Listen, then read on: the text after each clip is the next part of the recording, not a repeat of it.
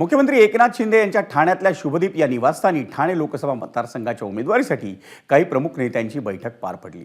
ठाणे मतदारसंघासाठी आमदार प्रताप सरनाईक, आमदार रवींद्र फाटक आणि नरेश मस्के हे उमेदवारीच्या शर्यतीत आहेत। आजच्या बैठकीत या तिन्ही नेत्यांनी ठाण्याचा उमेदवार जाहीर करण्याचे सर्वाधिकार मुख्यमंत्री एकनाथ शिंदे यांना दिले। दरम्यान ठाणे मतदारसंघासाठी मुख्यमंत्री शिंदे यांच्या निवासस्थानी शिवसेनेची खलबतं सुरू असताना भारतीय जनता पार्टीच्या वतीनं जिल्हाधिकारी कार्यालयामधून नामनिर्देशन पत्र घेण्यात आले। अंतिम निर्णय जो आहे मुख्यमंत्री एकनाथ शिंदे साहेब घेतील आणि ते जो निर्णय घेतील तो निर्णय सर्वांना मान्य आहे।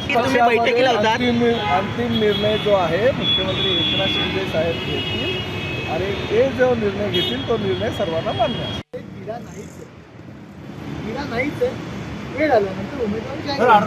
पिढ्या सुटलेलं पण नाव घोषित करण्याला 2 ते 3 दिवस बाकी आहेत। 2 तारखेला आम्ही कल्याण डोंबिवलीचा अर्ज दाखल करू, ठाण्याचा अर्ज दाखल करू। उद्या नाव घोषित होण्याची शक्यता आहे। विश्वासनीय सूत्रांची अशी माहिती की कोणाच्याही नावाची चर्चा नाही आहे। या ठिकाणी माननीय मुख्यमंत्री एकनाथ शिंदे साहेब जो निर्णय घेतील तो उमेदवार आमच्या दृष्टीने असेल। एबीपी माझा, उघडा डोळे बघा नीट।